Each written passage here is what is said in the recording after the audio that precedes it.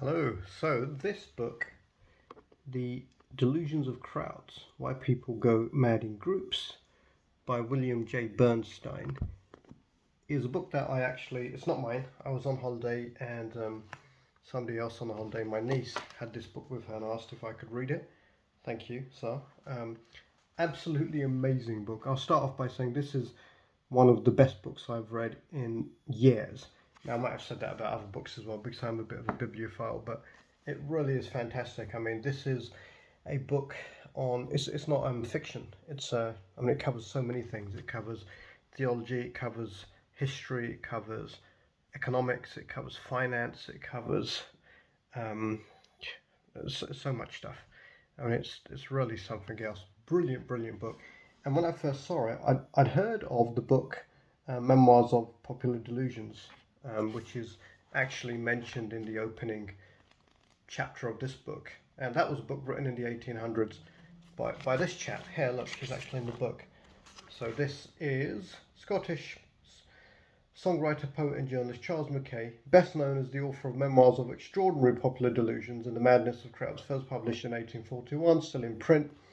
So that book I first heard of when I was initially studying psychology over 20 years ago, and I've read about since in other books which I thought were amazing, books on trading, books on psychology. So when I saw this, I thought, yes, I've definitely got to read this. And it is, the book is mind-blowing. It really is something else. It's brilliantly written, brilliantly researched, super interesting because just fact is stranger than fiction, right? And the absolute madness, why people go mad in groups, the absolute madness that comes from beliefs, especially when there's lots of people believing something together. Now, this doesn't mean that, if you believe what other people believe, then you're necessarily wrong, stupid, blind, and you'll probably get lots of people killed, or you'll lose lots of people money. That seems to be the observed pattern.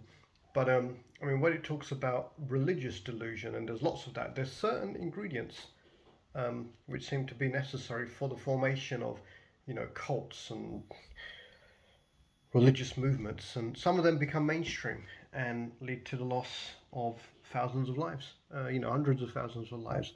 They lead to oppression, they lead to murder, they lead to one thing that a lot of these religious cults have in common. In the last few centuries, you saw a lot in Europe. You see it a lot in America. That seems to be kind of the headquarters of crazy religious cults. Jesus inspired, Muhammad inspired, Moses inspired, whatever, or UFO spaceship inspired, which actually, once you've read this book, you'll understand is quite similar to Jesus inspired. If you know what the rapture is, there's a lot of talk about the rapture in here. One of the great lines I remember from this book is, maybe I can find it, it's in one of the last chapters, and it's basically, well, if I can find it, I'll read to you, and if not, I'll just do it from memory. Hucksters of the Digital Age, this one is called. So I think it's in here. If I give you an actual list of the chapters, it'll give you an idea of what scope the book covers, because each chapter is like a well-researched dissertation. I mean, this thing, it needs to be read more than once. It's like a university course, but it's worth reading more than once because the information is so useful. And I think if you know the information, first you'll have some amazing stories to tell, a lot of history, religion and everything else. And secondly, it will help you to spot things that you may not have previously spotted because of things like confirmation bias, which you probably know about, is the tendency to look for information that confirms our existing beliefs and to completely discount anything which challenges our beliefs, that's false news or whatever. So you can see how much of an impact that's had over the last 10 years or so in the Western world, and everywhere else in the world, although maybe in the Western world it wasn't so apparent previously. But here we go. So listen to this chapter, or listen to this sentence. This chapter is called Hucksters of the Digital Age. The reason many choose to ignore the obvious signs of a bubble, i.e. financial bubble, and particularly the Enron accounting garbage pile, can be summed up in two words: investment banker. I laughed out loud when I first heard that, when I first read that. So, and there's another phrase I came across in here which I didn't know before: banksters, i.e. bankers as gangsters. And though this wasn't coined in 2008, this was coined in about 200 years ago, when the first, investment banks basically cooked up a scam and everyone got ripped off and the economy went to shit, basically. So the book does cover financial bubbles, and there's actually some factors identified by a writer, a researcher, a commentator whose name I can't remember. You basically need amnesia, so you have to forget that this has all happened before for a financial bubble to take hold. And then there's the famous word, this time it's different. It's never really different. You need like publicity, propaganda, basically the newspapers. For example, in the UK, is there any newspaper that's not propaganda? Very few. And there's a couple of other things as well. You need, I can't remember them now. Look, the book's worth reading, so that's one thing you'll find out. And then, it goes on about, let's just flick through here. So what have we got here? The tongs used to torture Bockelson and his lieutenants. So Bockelson was some guy a few hundred years ago who was leader of a Christian cult, who said, he was basically the new prophet. He claimed, there's been lots of people who claimed this. Of course, all these leaders of cults, whether it's this century, this decade, a few centuries ago, they all love to give themselves sexual privileges. So Bockelson would take like 9, 10 wives and, for concubines and everything. And he'd say, any man with only one wife cannot claim to be a Christian and you're a disgrace and everything. So it goes into a lot of detail about that. And then one of the other things that talks about in here, getting back to financial side of things, is how when you look at Enron, basically when there's a bubble going on and when there's a big scam or a big con going on, then the investment banks make loads and loads of money, but they get paid by their clients. So unless the investment banks, the analysts, the so-called analysts, basically salesmen, are making buy recommendations, that helps these companies that are the clients of the investment banks, who pay the investment banks, that helps them to raise money through IPOs, initial public offerings. And if anybody says don't buy, basically the customers pressure the banks, get rid of this guy. So it becomes one big basically propaganda chain. The people who say don't buy, especially as a bubble's building up, are they're just terrible, they're just evil. And they'll even be blamed when the bubble bursts. They won't be, we should listen to you. They'll even be blamed. But that happens again and again and again. The really interesting side of this is, there's so many really interesting sides of this. How many times has the world come within a hair's width of nuclear Armageddon? More than you probably know about. There's a few mentioned in here, and it's actually terrifying. Ronald Reagan loved to build up the arsenal, the nuclear arsenal of the United States, because he was a believer in end times. Now, this is something that's covered a lot in here. When the end comes, basically all the Christians, will be sucked up to space by Jesus. Whee! And then there'll be this terrible war, and everyone else will burn in hell. But in order for that to happen, all the Jews need to be back in one place, Palestine.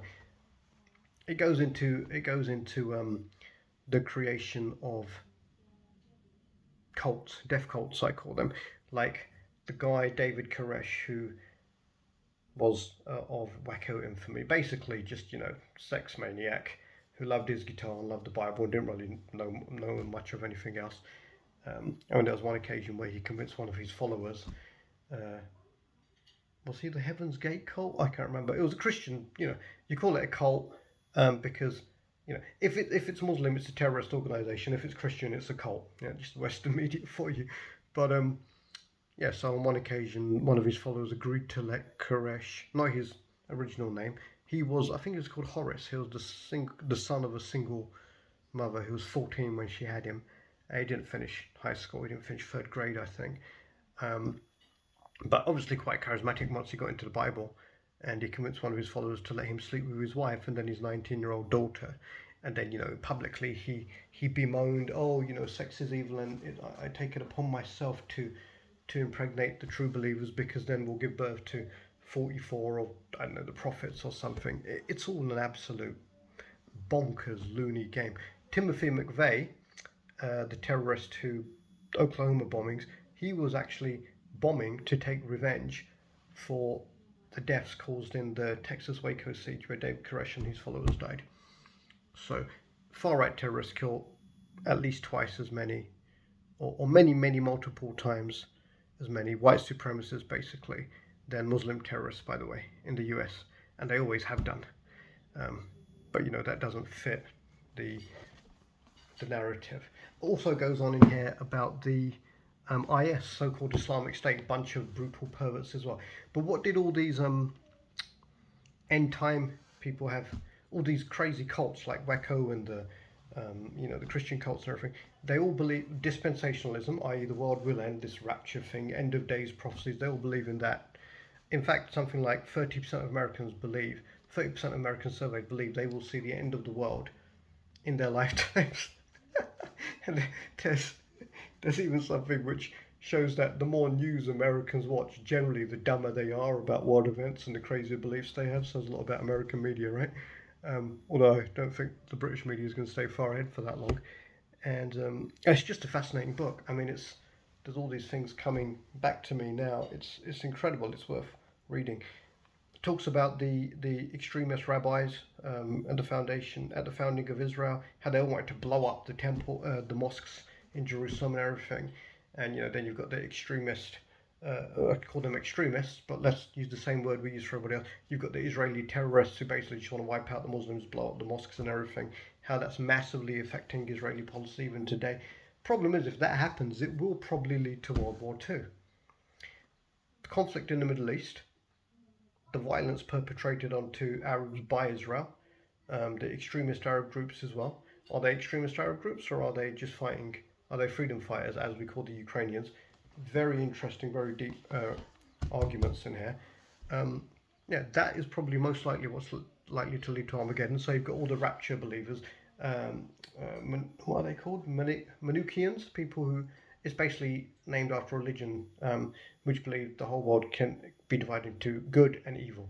So good if you believe us and you think Jesus is going to come and you think he's going to murder all the Jews, but in order for that to happen, we need to let the Jews murder everyone in all the Arabs in Palestine so that we can get them all in the same place. Then Jesus will come back and we're all, it's so fucked up. This is a 12-minute review. I'm going to end it now. Just read the book. I'm going to read it again. I might even go through and review chapter by chapter, but it's absolutely fascinating. I loved it. So there you go. That's my review. The book is Delusions, The Delusions of Crowds, Why People Go Mad in Groups, William J. Bernstein. Let me read you the back. Inspired by Charles Mackay's 19th century classic Memoirs of Extraordinary Popular Delusions and the Madness of Crowds, William Bernstein engages with mass delusions with the same curiosity and passion, but armed with the latest scientific research that explains the biological, evolutionary, and psychosocial roots of human irrationality. Bernstein tells the stories of dramatic religious and financial mania in Western society over the last 500 years, from the Anabaptist madness in the 1530s to the dangerous end times beliefs that animate ISIS. And from the South Sea bubble to the Enron scandal and dot-com speculations of recent years, The Delusions of Crowds reveals the huge cost and alarming implications of group mania, as Bernstein observes that if we can absorb the history and biology of mass delusion, we can recognize it more readily in our own time and avoid its frequently dire impact. This is from The Times. Fascinating. Bernstein is an entertaining chronicler and analyst of these human failings, and this is from the New York Review of Books. Bernstein is particularly well suited to the task of updating Mackay, and his Delusions of Crowds is a worthy supplement to the original. It is an absolutely killer book, so highly recommended.